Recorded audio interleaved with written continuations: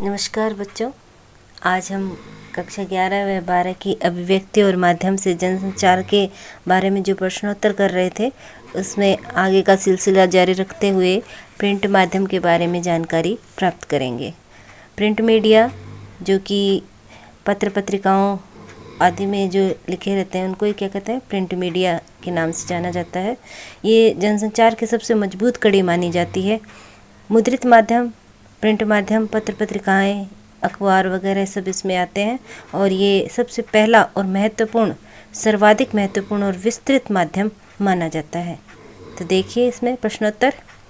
जनसंचार के आधुनिक माध्यमों में सबसे पुराना है क मुद्रित माध्यम या प्रिंट मीडिया, ख इंटरनेट, ग टीवी, घ रेडियो। उत्तर है क मुद्रित माध्यम या प्रिंट माध्यम। छापेखाने के आविष्कार का श्रेय जाता है क जर्मनी के गुटेनबर्ग को, ख जर्मनी के एनबर्ग को, ग चीन के गुटेनबर्ग को, घ चीन के एनबर्ग को। उत्तर है क जर्मनी के गुटेनबर्ग को। हालांकि मुद्रण की शुरुआत चीन से मानी जाती है। अगला क्वेश्चन देखिए, भारत में पहला छापाखाना कब खुला था? क सन 1572 ईस्वी में, ख सन 1556 में गोवा में, ग सन 1872 में और घ सन 1956 में। उत्तर है ख सन 1556 में गोवा में। इसे मिशनरियों ने धर्म प्रचार की पुस्तकें छापने के लिए खोला था। सबसे पहले मिशनरियों ने इनका प्रचार किया था, धर्म प्रचार की पुस्तकें वह छापते थे इसमें। अगला क्वेश्चन है, मुद्रित माध्यमों की सबसे बड़ी विशेषता या शक्ति है? क आराम से धीरे धीरे रुक रुक कर पढ़ सकते हैं, ख अपनी पसंद अनुसार किसी भी पृष्ठ से पढ़ सकते हैं, ग छपे हुए शब्दों में स्थायित्व भी होता है, घ ये सभी। उत्तर है ये सभी। एक निश्चित अवधि पर प्रकाशित होते हैं। क्या होते हैं? क टीवी के कार्यक्रम, ख रेडियो के कार्यक्रम, ग अखबार व पत्र पत्रिकाओं के कार्यक्रम, घ इंटरनेट के कार्यक्रम।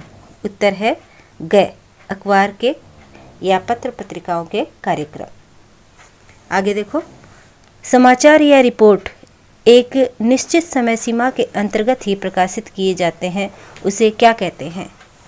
क है इन डेप्थ, ख है डेडलाइन, ग है स्टिंग ऑपरेशन, घ है एडवोकेसी। उत्तर है ख डेडलाइन।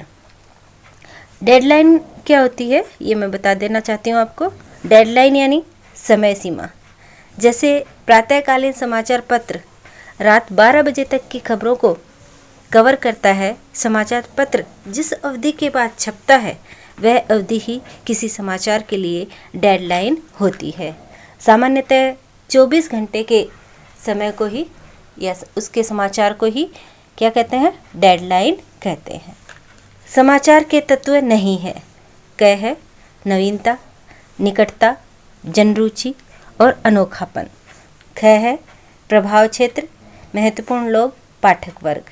ग उपयोगी जानकारियाँ, नीतिगत ढांचा, टकराव या संघर्ष। घ है अपनापन, लगाव, देखभाल।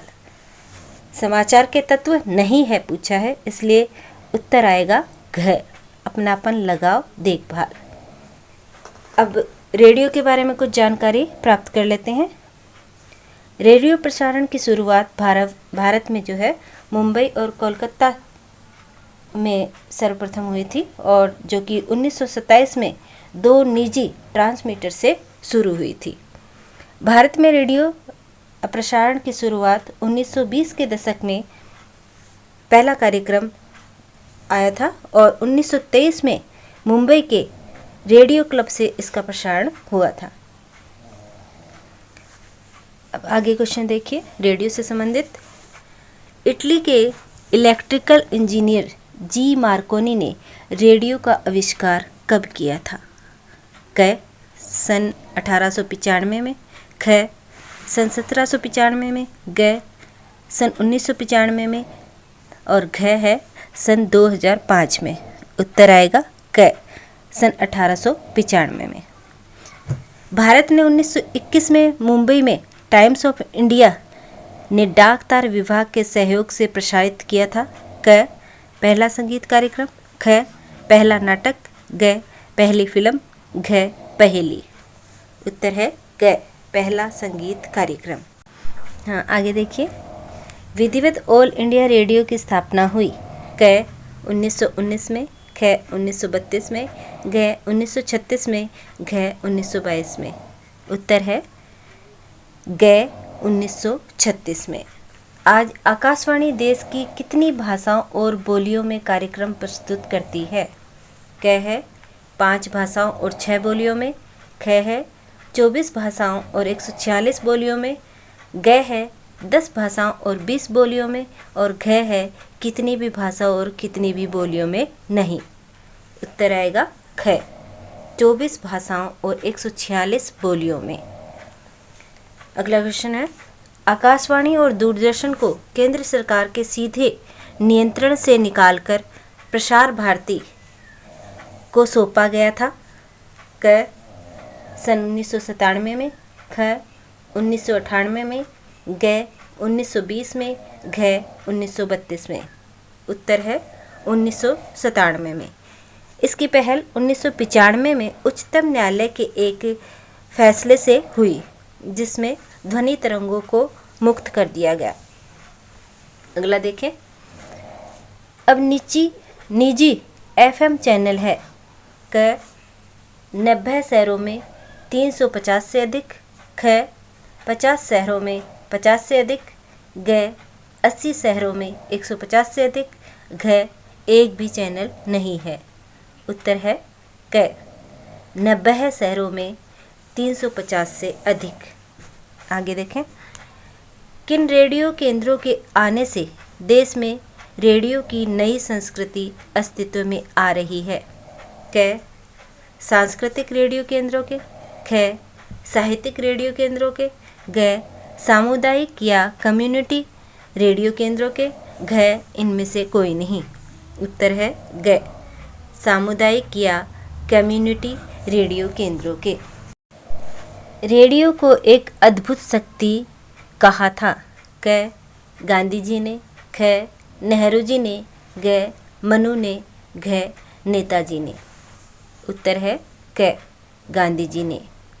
रेडियो की तात्कालिक घनिष्ठता और प्रभाव के कारण उन्होंने ऐसा कहा था। एफएम की शुरुआत हुई थी क 1893 में, ख 2003 में, ग 1993 में, और घ है 1892 में। उत्तर आएगा ग 1993 में। अब आकाशवाणी के अलावा सैकड़ों निजी एफएम हो चुके हैं। BBC, voice of America, Deutsche Welle, Moscow radio, radio पेंचिंग, रेडियो ऑस्ट्रेलिया आदि। निम्नलिखित में से श्रव्य माध्यम कौन सा है? क अखबार पत्र पत्रिकाएं, ख रेडियो, ग टीवी, घ इंटरनेट। उत्तर है ख रेडियो। केवल श्रव्य यानी सुनने योग्य माध्यम ध्वनि, स्वर और शब्दों का खेल है। क रेडियो, ख टीवी, ग पत्र पत्रिकाएं और घ है पुस्तकें। उत्तर आएगा क जो कि ध्वनि और स्वरों और शब्दों का खेल है। आगे देखें। श्रोताओं यानी सुनने वालों से संचालित माध्यम कौन सा है? क है टीवी, ख है पत्र पत्रिकाएं, ग है पुस्तकें, घ है रेडियो। उत्तर है घ रेडियो। किसी गूढ़ शब्द या वाक्यांश के आने पर शब्दकोश का सहारा लेने का समय नहीं होता है। क रेडियो माध्यम में, ख इंटरनेट माध्यम में, ग टीवी में, घ पत्र पत्रिकाओं में। उत्तर है क रेडियो माध्यम में। आगे देखें। मूलतः एक रेखीय लीनियर माध्यम कौन सा है?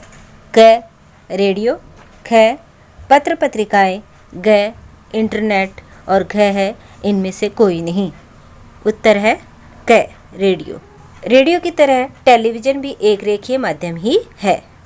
रेडियो समाचार की शैली होती है क उल्टा पिरामिड, ख सीधा पिरामिड, ग टेढ़ा पिरामिड, घ लंबा पिरामिड। उत्तर है क उल्टा पिरामिड। आगे देखें, रेडियो के लिए समाचार लेखन की बुनियादी बातें हैं। क साफ सुथरी व टाइप्ड कॉपी होनी चाहिए। ख प्रतिशत और अन्य संकेत चिन्हों को प्रतिशत या डॉलर के रूप में लिखें। ग बड़ी अंक संख्या शब्दों में लिखें। और घ उपरोक्त सभी। उत्तर आएगा उपरोक्त सभी, घ। रेडियो के लिए समाचार जो कॉपी है वो साफ सुथरी और टाइप्ड होनी चाहिए, क्योंकि क पढ़ने के दौरान वाचक वाचिका को दिक्कत नहीं हो। ख श्रोताओं का ध्यान नहीं बटेगा। ग श्रोता वाचक का सुनकर भ्रमित नहीं हो पाएंगे। घ उपयुक्त सभी। उत्तर है घ उपयुक्त सभी। आगे देखें, प्रसारण के लिए तैयार की जा रही समाचार कॉपी को कंप्यूटर पर कितने स्पेस में टाइप किया जाना चाहिए। क सिंगल स्पेस में, ख डबल स्पेस में, ग ट्रिपल स्पेस में, घ इनमें से कोई नहीं। उत्तर है ग ट्रिपल स्पेस में। आगे देखो, समाचार कॉपी में दोनों ओर पर्याप्त हाशिए छोड़कर एक लाइन में अधिकतम कितने शब्द होने चाहिए। क है 9 से 10 शब्द होने चाहिए। ख 10 से 11 शब्द होने चाहिए। ग 12 से 13 शब्द होने चाहिए। और घ है 11 से 12 शब्द होने चाहिए। उत्तर है ग 12 से 13 शब्द होने चाहिए। प्रसारण के लिए तैयार समाचार कॉपी में क्या क्या होना चाहिए। क पंक्ति के आखिर में कोई शब्द विभाजित नहीं होना चाहिए। ख पृष्ठ के आखिर में कोई लाइन अधूरी नहीं होनी चाहिए। ग कठिन शब्द उच्चारण में व संक्षिप्ताक्षर नहीं होने चाहिए। और घ है उपयुक्त सभी। उत्तर है उपयुक्त सभी। श्रोता के लिए समय का फ्रेम हमेशा क्या होता है। क आज, ख परसों, ग कभी नहीं और घ कोई नहीं। उत्तर है क आज। आगे देखो, रेडियो द्वारा प्रसारित समाचार की विशेषता है। क यह सुनने से समझ आता है और सुनते ही विलीन हो जाता है। ख इन्हें क्रम से और स्पष्टता से सुना जा सकता है। ग इनका माध्यम शब्द और आवाज़ है। घ ये सभी। उत्तर है ये सभी। आगे देखिए, टेलीविज़न से संबंधित कुछ प्रश्नोत्तर। बीबीसी ने अपनी टेलीविज़न सेवा शुरू की थी। क 1936 में, ख 1922 में, ग 1921 में, घ 1919 में। उत्तर है क 1936 में। भारत में टेलीविज़न की शुरुआत हुई क 15 सितंबर 1959 को, ख 15 सितंबर 1969 को, ग 15 सितंबर 1949 को, घ 16 सितंबर 1959 को। उत्तर है क 15 सितंबर 1959 को। भारत में विधिवत टीवी सेवा का आरंभ हुआ क 1965 में स्वतंत्रता दिवस से, ख 1965 में गणतंत्र दिवस से, ग 1965 में बाल दिवस से और घ 1965 में शिक्षक दिवस से। उत्तर है क 1965 में स्वतंत्रता दिवस से। आगे देखें, 1975 तक 7 टीवी सेंटर कहाँ खुले। क दिल्ली, मुंबई, कलकत्ता में, ख श्रीनगर अमृतसर में, ग मद्रास लखनऊ में और घ इन सभी में। तो उत्तर है घ इन सभी में, इन 7 जगह है। आगे देखें, 1976 तक टीवी सेवा आकाशवाणी का हिस्सा थी। अप्रैल 1976 में इसे अलग कर क्या नाम दिया गया। क आकाशवाणी, ख दूरदर्शन, ग टीवी सेवा और घ कोई नहीं। उत्तर है ख दूरदर्शन। आगे देखें, दूरदर्शन की रजत जयंती मनाई गई। क 1990 में, ख 1984 में, ग 1980 में और घ 1920 में। उत्तर है ख 1984 में। दूरदर्शन कार्यक्रमों की गुणवत्ता में सुधार हेतु समिति गठित की गई। क 1980 में इंदिरा गांधी ने की थी। ख 1972 में इंदिरा गांधी ने की थी। ग 1947 में महात्मा गांधी ने की। घ 1980 में महात्मा गांधी ने की। उत्तर है क 1980 में इंदिरा गांधी ने की। आगे देखिए, खाड़ी युद्ध का टीवी के जरिए सीधा प्रसारण कब हुआ? क 1989 में। ख 1990 में। ग 1991 में। घ 1992 में। उत्तर है 1991 में। जी टीवी और स्टार टीवी के बीच अनुबंध हुआ। क अक्टूबर 1993 में। ख अक्टूबर 1992 में। घ अक्टूबर 1991 में और घ अक्टूबर 1990 में। उत्तर है क अक्टूबर 1993 में। टेलीविज़न यांत्रिक व टेलीविज़न इलेक्ट्रॉनिक की शुरुआत क J.L. बेयर्ड ब्रिटेन व टेलर फॉरेंसबर्ग संयुक्त राज्य अमेरिका ने की। ख मॉड्यूलेशन ने दोनों की। ग जी मार्कोनी ने दोनों की। घ इनमें से कोई नहीं। उत्तर है क J.L. बेयर्ड टीवी यांत्रिकी की और टेलर फॉरेंसबर्ग टीवी इलेक्ट्रॉनिक की। आगे देखें, प्रायोगिक टेलीविज़न कार्यक्रम का प्रसारण किया। क 1927 में बेल टेलीफोन लेबोरेटरीज ने न्यूयॉर्क और वॉशिंगटन के बीच। ख BBC टेलीविज़न सेवा ने। ग यूनेस्को की शैक्षिक परियोजना ने। घ इनमें से कोई नहीं। उत्तर आएगा क 1927 में बेल टेलीफोन लेबोरेटरीज न्यूयॉर्क और वॉशिंगटन के बीच। आगे देखें, दृश्य यानी देखने व श्रव्य यानी सुनने का माध्यम कौन सा है?